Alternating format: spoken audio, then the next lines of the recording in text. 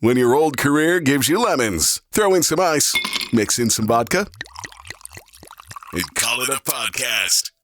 From the Mac of All Trades studio in Fairport, and driven by Victor Chrysler Dodge Jeep Ram, it's Billified, the Bill Moran Podcast.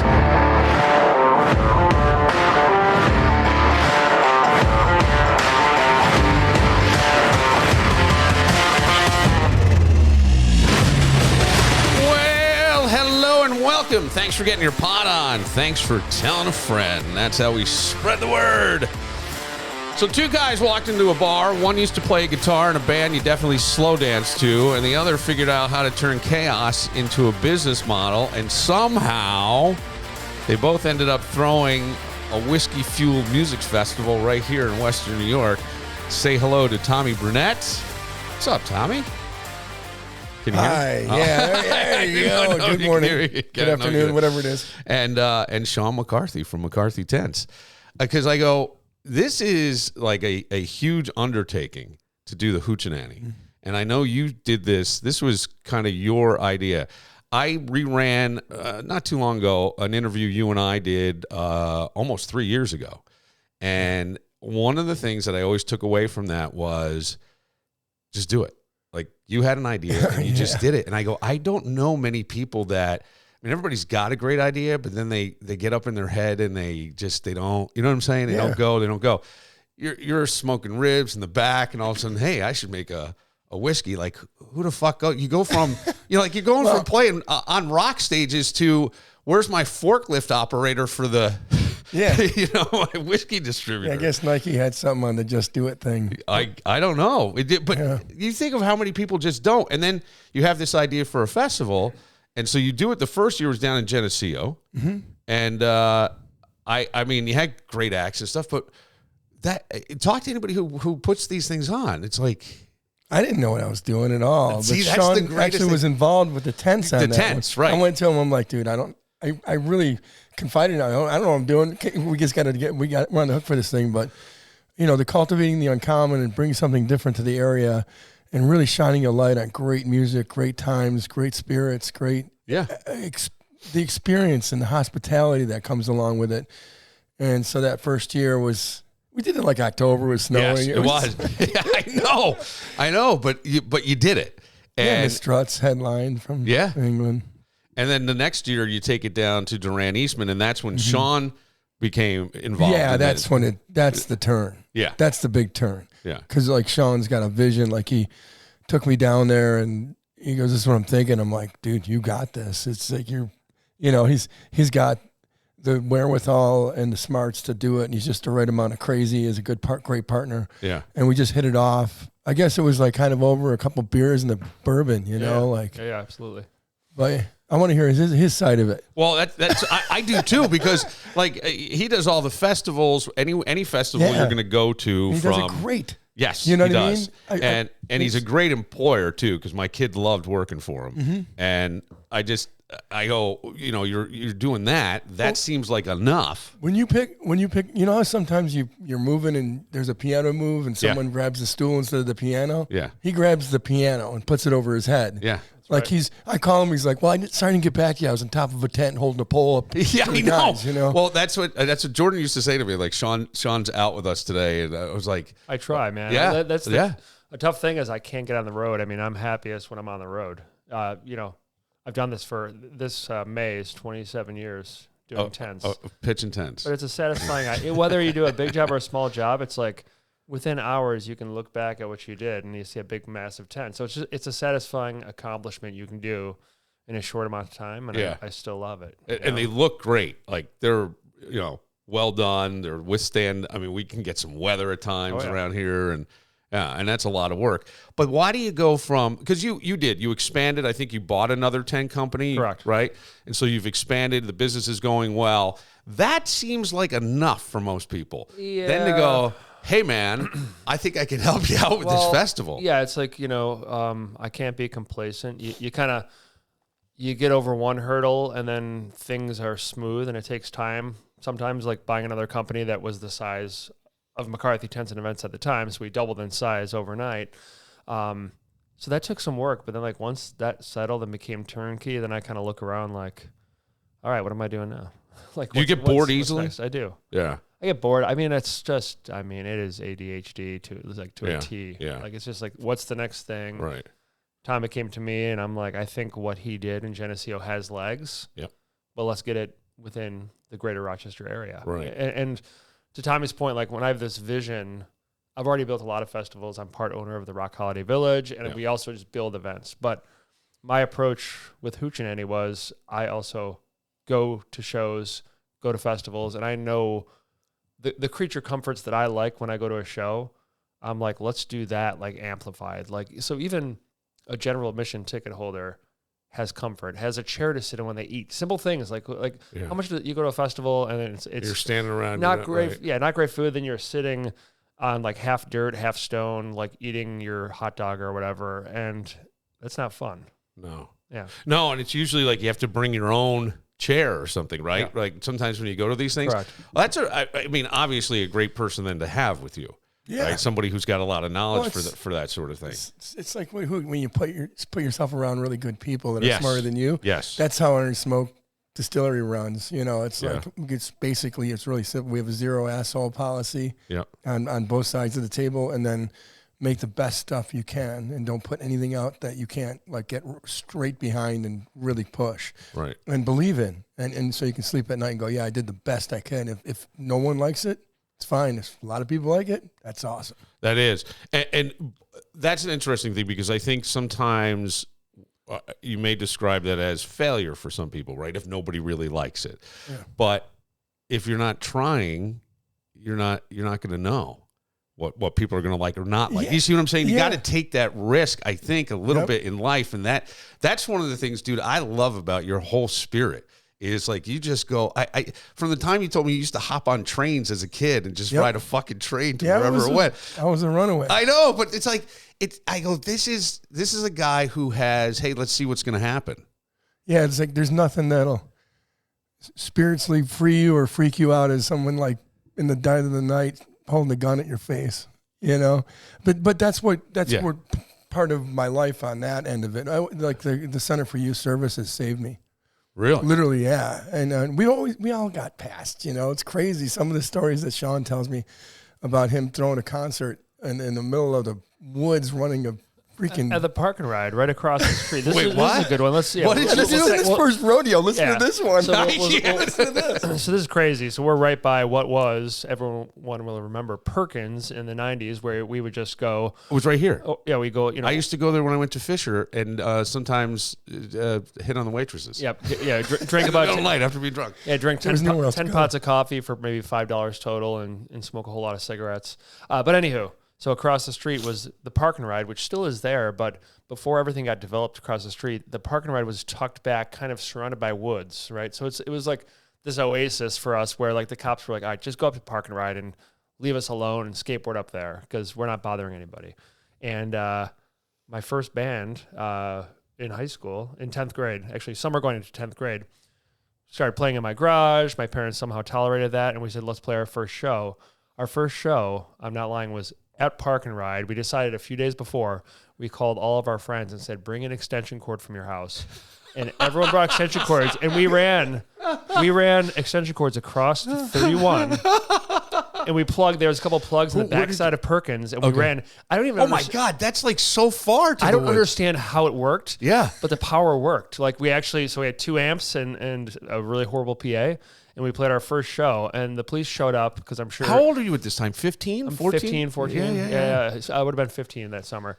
And I think people in Southern Hills called the cops, and they said, there's a concert somewhere, and we don't know where. So after about 25 minutes of playing, the police pulled up, and we didn't even get in trouble. I think they were just like, wow.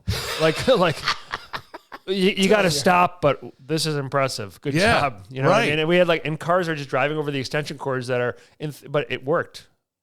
It worked. Crazy. And I think we didn't give the extension cords back to any of the families. So, and there's the spirit of Hoochenanny right there. Right. I can see that where it's just like make that. It work. It's gonna work. Yeah. Because I have to think when you're doing this, there has to be like near disasters. I don't want to put anything bad out there, but when you're trying to plan these, the things don't always go as you plan them to. We're dealing with human beings. We're dealing with bands. We're dealing with, some people have egos. They have demands. They have that stuff. I mean, there's a lot that goes into this sort of thing that I don't think people are aware of even behind the scenes. There's a lot. So my strong suit was I'd already built big events before, but what I had not done is built big events with national touring bands. So that's the biggest challenge, is getting bands booked, finding it's just a hurt, like this hill, like you're throwing darts and just something works out when you try to book bands. Yeah. I think as you grow your reputation, then the booking agents come to you. But our first year, Joan Jett was actually our first choice, and that worked out. But everything else, it's just trial and error of making that all work. So booking bands is not easy. No, booking bands has to be a lot. Do you get involved in any of that stuff? We talk. It's like Sean's got we got a great partner in booking, and we get together and kind of strategize and on a higher level stuff. But it's kind of like the old airplane in flight kind of thing, where you're kind of just hand me, you're holding on for your life, but hand me the pliers, or something. And, but kind of like dancing naked in a sombrero. You got to really know what you're doing, right? Right, Billy? It's a great Someone analogy. Could get hurt. It's a great analogy. Someone could definitely get hurt. Your mariachis are exposed. But it's, I'm lighthearted about it, but there's a lot of serious conversations, a lot of bread that you got to put out there to get the right people and stuff. It's like there's so many angles to it, but somehow, some way, this lineup this year just is crushing, and people are really, really just getting behind it. Yeah. Well, I love the idea that, and Sean and I had talked actually before he came up, the Friday free show. What a great way to expose people who are on the fence. Yep. And then once they feel that, because there's something about, everybody has a favorite artist, and then you go to a show, and there's something about the energy. It's either the crowd, the artist, the combination, and it's just like, eh. But when you go there and you feel it and you go, damn, I want to be back here tomorrow. Correct. Right. And I think that that's a brilliant idea. Yeah, well, it got people's attention for sure. Our sponsors got behind it, and it's a lot easier to go, especially with the change in venue this year, to go there and just say, it does matter, right? Have a community event where, for whatever reason, if people don't have the wherewithal to go to one of our concerts, well, you can this year. Mm. All you got to do is get there. You got to go online to actually physically get a ticket, but all you got to do is show up. All you got to do is show up. And it's a free show. And it's 3 bands all with hit songs. Yeah. It's not just a small local thing. So yeah, because every great event, right, has that moment where it's either legendary or a lawsuit in some way. And I wonder for you guys, what kind of person shows up to Hoochenanny? And when I say that, I don't see it as the sit in the chair and clap crowd. I kind of see it more as the lose your shoes and a few life decisions crowd, if that's... Well, they come with giant spoons to just have eaten life and fun with giant spoons. But I think, Sean can answer, but I'm like, it's a diverse crowd. Yes. It's people that really want to celebrate the culture and art and craft of songwriting and food and culinary and art, and there's you can get anything you want there, really, and the experience, and looking for an elevated experience. It's a PGA kind of level experience at a rock show. Yes, it is. No one's, yes, right. I've never been to a show like that that. Yeah, like the double tents and Correct. the private areas and that's a great move. yeah, no, that was, I can leverage my assets from McCarthy Tents and Events to build when people show up there, they're like, how is this a first year event in Rochester? And that was a comparable feeling people had when they came to the Rock Holiday Village the first time. We can go all out because I'm the rental company that builds these events. So I can take the risk and we can go all in, and we go all in. Well, you have that same thing. Like you call it the what did you say? The Hoochenanny spirit. The spirit of Hoochenanny was kind of just like you started off the conversation. Just do it, but do it as good as you can. Yeah, do it really effing good. Yeah, I can say fuck on this one. 100%. You can say that. 100%. It feels this year too, like so we had a great number of attendees last year, but it was the logic was no matter how this pans out financially, we just go all in, and the word of mouth alone is what we need to make this blow up. Yeah. And holy shit, it blew up this year. Yeah, it did. Yeah. I mean, but I'm listening to you because you go, I started the Rock Holiday Village, which has become a favorite and a destination for people, and they love it, and it's fun, and the igloos down there and all that stuff. And I go, why? Not why. I'm glad you did, but I think a lot of times people will go, oh boy, this is a big undertaking. But you just have that ability. I'm trying to see, like, I'm hearing you guys, and I go, I could see where I may hesitate, but I'm hesitating because I don't know it. I was never on stage, backstage, dealing with rock stars. I'm never setting up tents, doing events. So you're going with knowledge. But I'm back in grad school. I'm 54 years old. Right. What the fuck am I doing? And I go, yeah, why not? It came to me. It just sort of came to me. Someone, like the head of the program goes, hey, somebody dropped out. It's Saturday. Classes start Tuesday. What do you think? And I went, all right. Yeah. And so, it's that same kind of thing. But I'm like, wow, this stuff is like your money, your risk, your reputation. There's a whole lot on the line with this. But it all fits all the brands, right? I mean, it's just an extension of Iron Smoke and an extension of McCarthy Tents, and it's who you are. You love shows. Yeah. I mean, it's good for all the brands. It's good for my ADHD.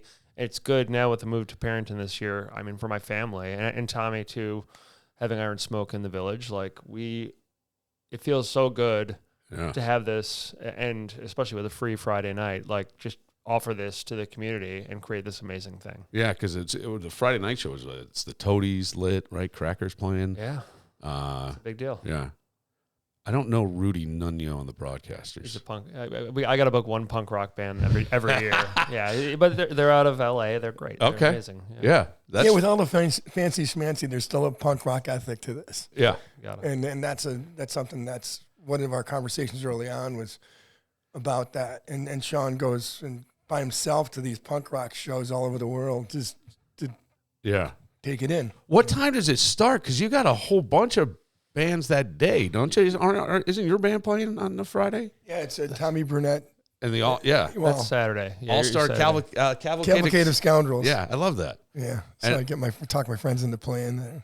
Yeah. Like Lou Graham last year, and Andy Kim, who had Rock Me Gently, and Sugar, came down from Toronto. He's like royalty up there. Yeah. Look at, man, what connections. Like, all the people that you could, do you ever leverage any of that stuff? Yeah, you got to. Sometimes it's just staying in connections, like in contact with people. But a lot of it stems from when I was working at the House of Guitars for 13 years, and like Steven Tyler and Joe Perry be like, "What are you doing tonight? Where are we going?" It was insane. Like there's so many stories because I always wanted to hang out with every rock star went there. And when I graduated from high school, I'm going to go to music school or I'm going to go to the House of Guitars. And I went up to Armin. And I go, I need you to hire me. I'll cut your grass all summer. I don't care. I want to work here. And he thought that was funny. So I folded shirts for like 3 months. And then I built, Yeah, right. But it was that kind of like Tom Mayhew he's Axl Rose's right-hand guy. Yes. And I introduced him to his ex-wife. I was dating her at the time. And he thought she was hot. He was working for Dokken. And then when Guns N' Roses made it big, all the guys in Guns N' Roses were at their wedding in Santa Monica. Yeah. And, Adam Day / the guitar tech and Joe Perry's guitar tech, him and I bunked together for the wedding. So it's just those kind of things that, you've always been in those circles. I always thought Joe Perry was like just such a cool guy. And Steven to me just seems very, very kind, but very driven. Like a very driven guy. Do you remember Green Streets? I'm old, but it was like a Wednesday night thing, and I wasn't here then. I heard a lot about Green Streets. We digress, but it's like I had them meet me, and the girl was sitting at the bar talking to me and staring at the door, and she's like, "What are you doing?" And I'm like, "I'm waiting for the guys in Aerosmith." She's like, and then she goes, "I think your friends are here." She looked over my shoulder, and Steven Tyler came running up, and and then Joe Perry asked me he goes, "Can I get a Quaalude? Where I can get a Quaalude?" I'm like, I haven't heard that Quaalude in 20 years. But But then they got clean, and God bless them. Right. They're doing well. They look great. They look great. They were doing the residency in Vegas and all that stuff. Yeah. I mean, that's it. You weren't in that same necessarily those circles, but you had like your band starting. I just find it interesting. What's your connection to punk? I mean, it's just the first genre of music that really resonated with me. Yeah. You know what I mean? There was kind of that resurgence of punk in 93, 94. There was. Green Day got big, The Offspring, Yeah. but then it also popularized a lot. Like all of a sudden people were like, whoa, the Ramones. Like, you know what I mean? Like, I became familiar with, I saw the Ramones play on their final tour at the U of R. You know, I walked up to them after the show. They were out back, so I got to meet the Ramones. But that's as simple as that. It's just, that's the music. And I love all music. I love all the bands we booked this year, but like punk rock's number one, always. I can understand. You're part of the Punk Rock Hall of Fame. You were Punk Rock Museum, right? I'm an investor at the Punk Rock Museum in Las Vegas. I forgot about that. I did know that. Yeah. It's crazy. Again, another thing that could go, wow, that's something I would have never thought of. But I love that the love of life, the option, trying to spread. I think like the biggest thing I get is you're trying to spread fun and happiness. Correct. Right? And share the music and share the stuff and the spirits and all that stuff. Yeah. What would you say, Tommy, is the most honest conversation you ever had over whiskey? Oh, jeez, curveball. No, don't worry about it. Some of the best times in my life. I can't remember. I would think like you're right, because you start drinking and sometimes you can have some really great conversations with somebody because they loosen up and open up. All the time. Right. It's a truth serum. Yeah. Usually. Yeah. So there's a lot of those. Traveling up and down, like doing dinners and from Florida up to like Atlantic City at Ocean Casino. Yeah. I bring my guitar and we do 6 courses and just sitting over. That would be a cool idea for a podcast. Just sitting with somebody and having some bourbon. Right. Be like smoking with Willie, Yeah. Yeah. But let me think about that for a minute. Actually, I love that idea. Like just sitting and drinking. I think that would be a great podcast where you just, drinking with Tommy. Yeah. Or something. Yeah. I think we have to produce that. There we go. This is how it all happens right here. This is it. I love it. It's like, you meet people, like when J.K. McKnight's putting our World of Whiskey together and he was the man of the year in Kentucky. These guys are like heavyweights coming in. And the experience for the World of Whiskey, he created one in Forecastle Music Festival. He built that in Louisville and sold it to Live Nation. And he's done these kind of activations that he's been in the Wall Street Journal for these activations. So that's the kind of level that we're bringing to Rochester, not just, and the New York State Distillers Guild, which we are part of, and we're super proud of being a New York State farm distillery. Yep. But this is like a whole different level that you can't get access to. Like the fireside chats, you can learn the process. You can learn how to build a brand in the space. You can learn so much while you're tasting. So it's not just about, it's about the experience and the knowledge you're going to gain. Yeah. That's it's almost like a master class. It can be if you want that to be. Yeah. You can come and just taste and talk to people about what they're making and the craft. Right. Or you can sit down and really learn a lot from somebody that's a master distiller in Kentucky that's, down there you say master distiller and they're like on a pedestal. They walk in a room, people stop. Right. You know, and you're gonna have access to that kind of experience. That's pretty cool. And we're announcing some more brands in the coming weeks, and some of the brands that JK got signed on this year. I mean, it's just like mind exploding, but also interesting for our tasting experience. We worked with Stacy K. Flora locally and JK, and we kind of designed, all right, let's create this space. And in my mind, I'm like, well, we just got to create a cool space for people to enjoy, for the distillers to be happy to be there. But I thought went into it, but what was interesting after the event was even big brands like Mitker's, everyone reported this is the craziest build out, most amazing tasting event we've ever been a part of. And I was like, we weren't trying to be the best. And we're going up against like huge festivals around the country. And they're like, this is the best one we've ever done. And that was but you're saying that's plugging in his team and Stacy crushing it with JK, because JK is the one he's in Wall Street Journal. He's known for building an activation that crushes. He even said this is the best thing.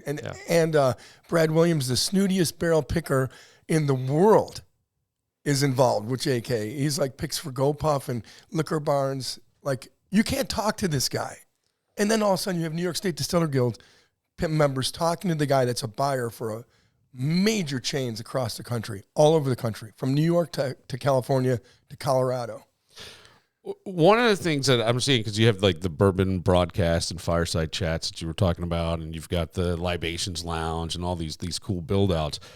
When we go into spaces, I don't think we're conscious of how much thought goes into that. And I'll use a local grocery chain, Wegmans, as an example. Like, they kind of know exactly what to have up front. Like the other day, I was meeting, going to a friend's house for a breakfast group, and I'm walking in, and they had the croissants right there. Like, I didn't even have to go look for them. But everything's laid out so nicely. It's displayed the right way. And I got to think that that's exactly what it is. Yeah. How do you intuitively know that? Because, like, you have never done a World of Whiskey, right? Yep. And now all these people come and go, best we've ever seen. That's intuition. So, I mean, again, some help with design from Stacey K went a long way, but not just the World of Whiskey, the VIP tent, or even the concert pavilion, which is for general admission. Like, you take a big grass field, right? And you got to create vibes within that space. It's just a grass field. Yeah. The same thing in the town of Parrington. It's a soccer field, right? It's a practice soccer field in the back. And you got to build things out and have the right flooring, the right entrance, the right plants at the entrance, the right pallet wall. It's just these things that you just say, oh, this is nice. Yeah. This is cool. This is a cool vibe. You know what I mean? Yeah. That's what we create. Well, I think everything in life, and people kind of look at me a little weird, and maybe it's a little woo-woo, but I think everything in life is energy. And I think when you walk into a space, you can feel the energy, and if it's not right? But when it looks cool and it's got like this thing, you go, yeah, man, I belong here. I want to be here. I want to be here. Absolutely. I want to be here. And that's something that's pretty that's pretty good. What's been one of the hardest things with this? I think for me, the hardest last year was, this is new in Rochester, and it's, getting the word out. And when you're on the inside, putting the word out, getting online, going to bars, meeting all these people, talking about the event you're doing, you think everyone knows about it. But what was amazing, last year we had a great attendance. I mean, it was a great start, but Tommy and me were grinding. We're going to Buffalo on the radio. We're going everywhere. We're putting flyers all over the place. So it was just getting the word out and getting enough people there to get legs, right? To keep the thing going. Yep. And after the end of last year, it was a lot of work. I was also moving into a new house, and all this other stuff was happening. So it was challenging personally. My wife is just like, oh, how many more things do you have to do? So when we got through it, and I have no problem admitting this, like right here, like I was kind of like, oh my God, that was a lot of work. Are we doing this again? And I kind of waited for a month, and then I'm like, damn, we put so much work into it, we have to. And then you kind of build from there, and you wait, and really you hype it again. And the question is, will this really resonate this year? And did we create enough momentum last year?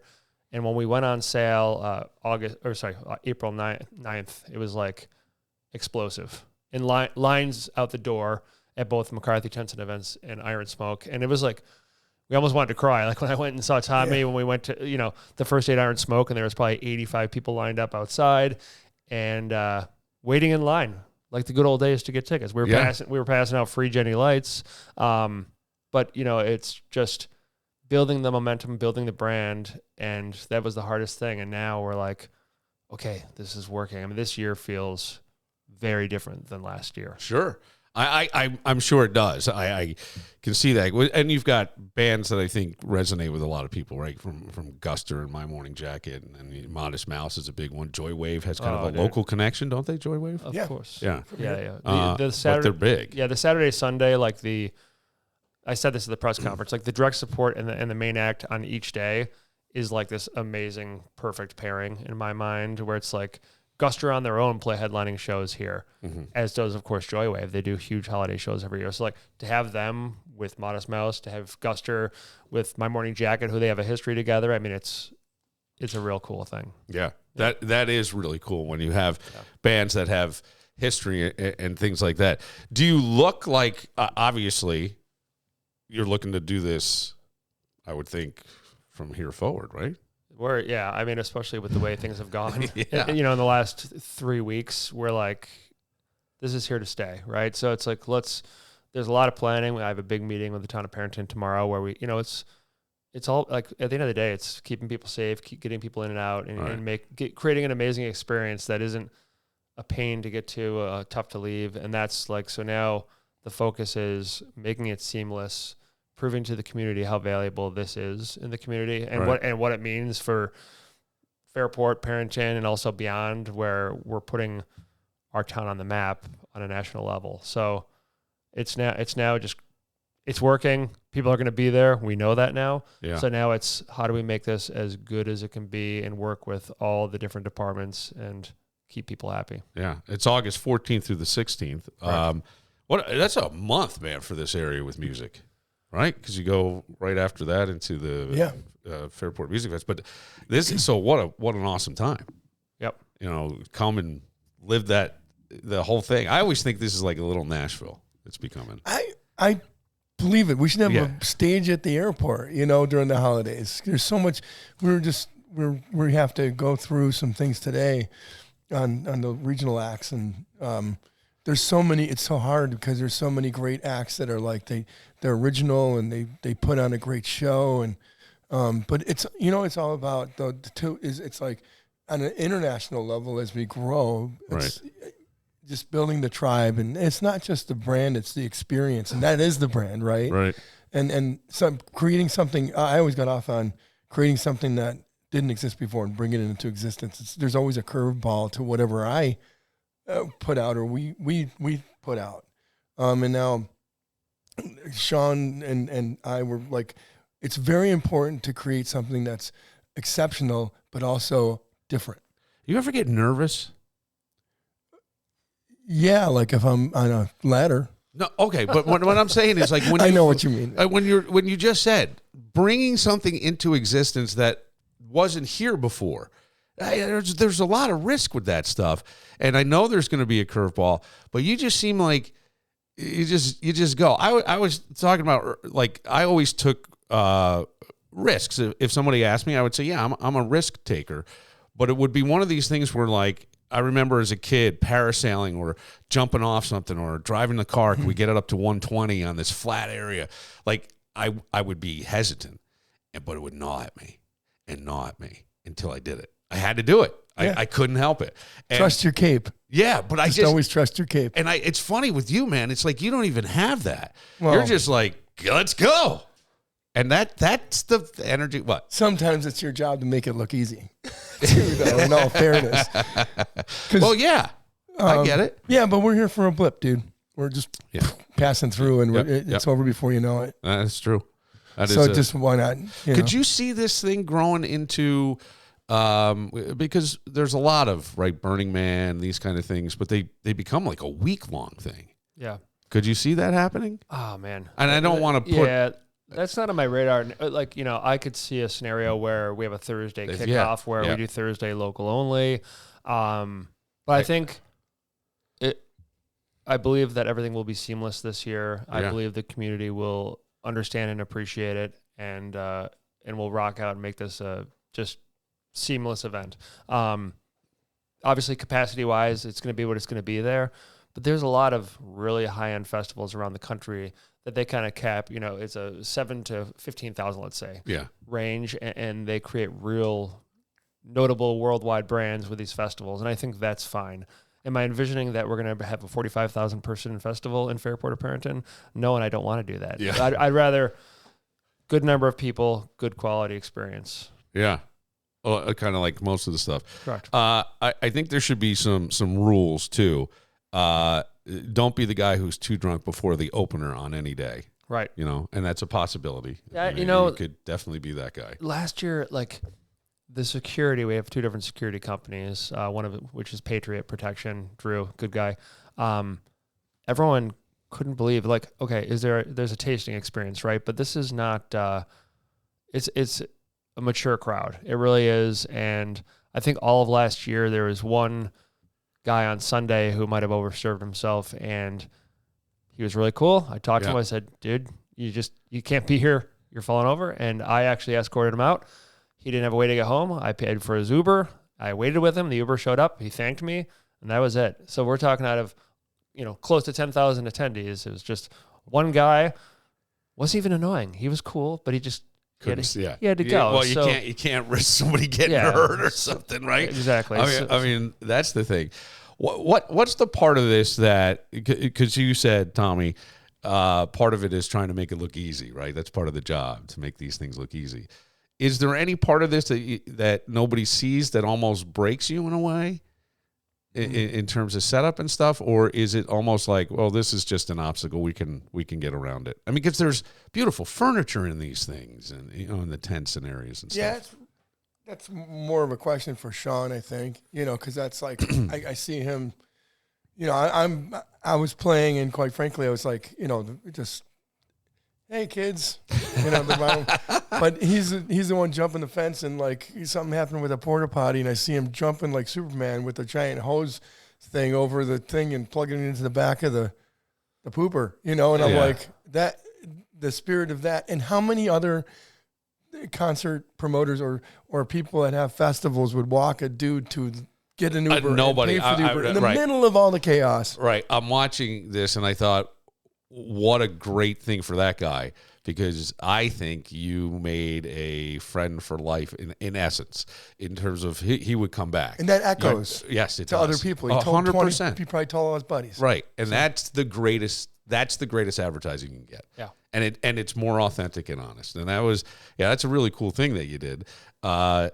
When you're getting up to the week of, who's more stressed?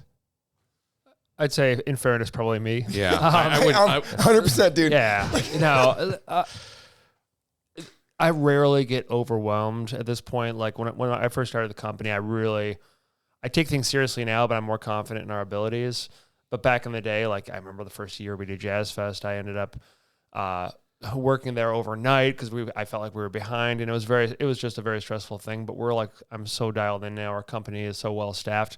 But even last year, like the week of, like there was just a lot to figure out, and I think now that I've gotten through it last year, it's going to feel a lot different. But I was definitely stressed out the week of last year. Sure. And but we've never missed a deadline as a company. We've never just not finished setting up an event. It's never happened. So sometimes I'm like, why do I sit here and freak out like we're not going to make it? We're not going to make it when we always do. Right. Yeah. I mean, but maybe it's me freaking out and the stress that makes it all happen. I don't know. Yeah. I would think that's probably true. When it's all over, what makes you go, yeah, that was worth it? Is there anything that kind of, I mean, myself and my wife and my kids in a picture with Joan Jett.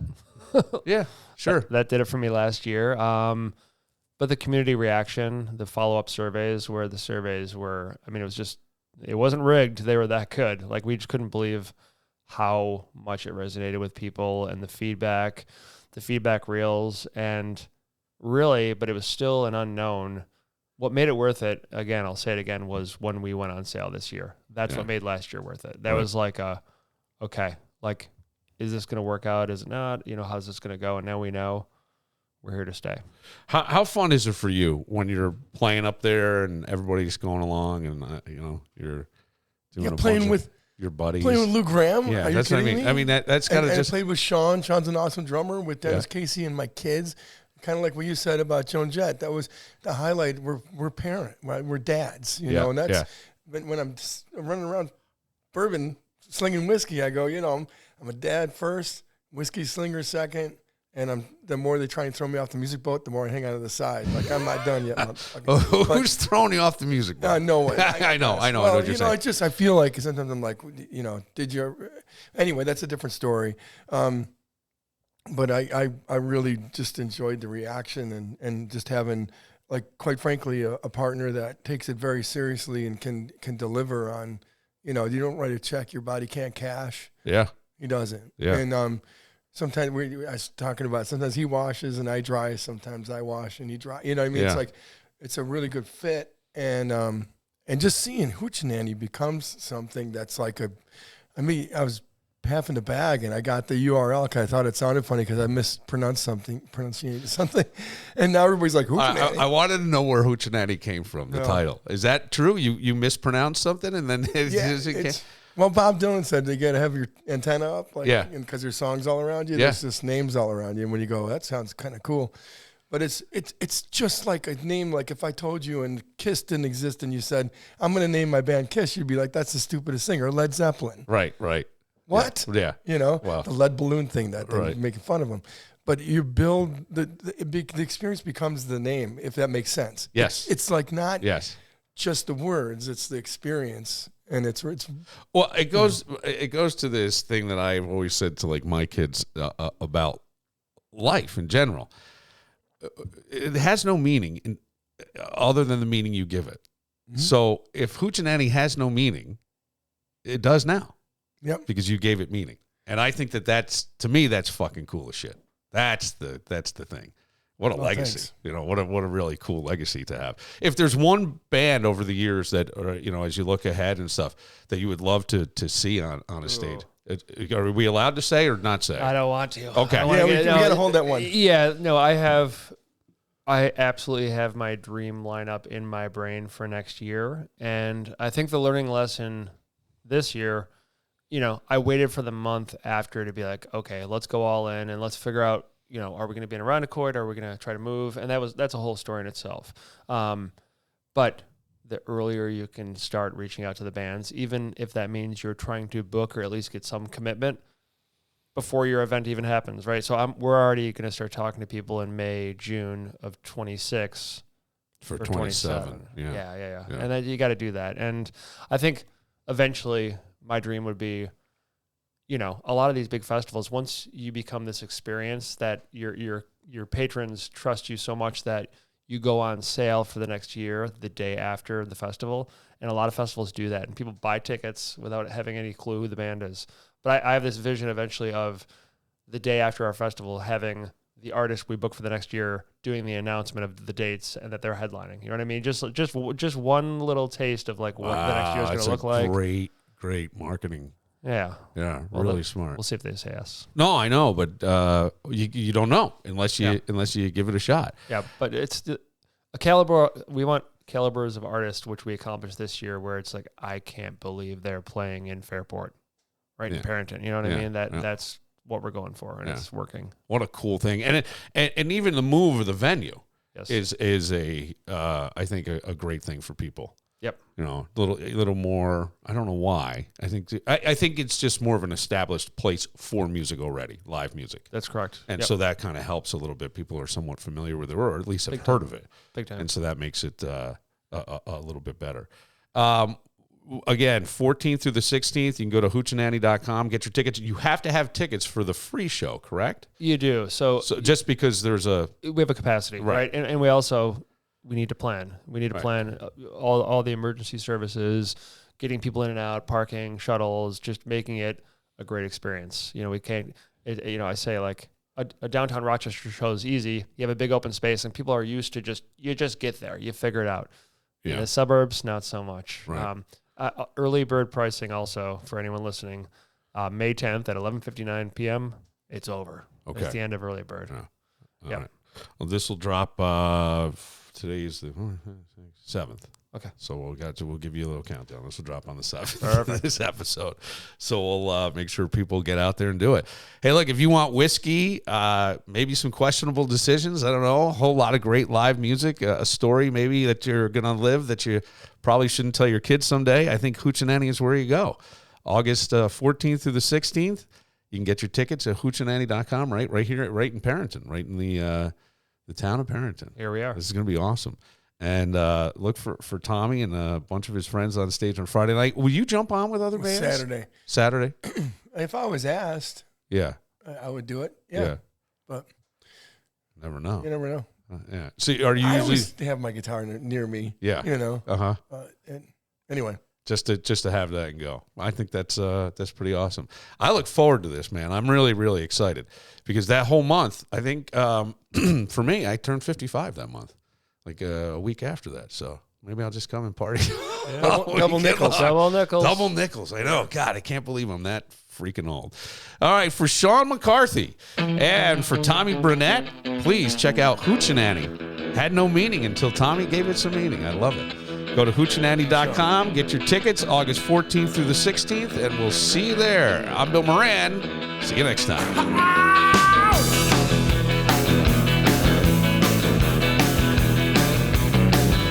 I woke up in a hotel, didn't know what to do.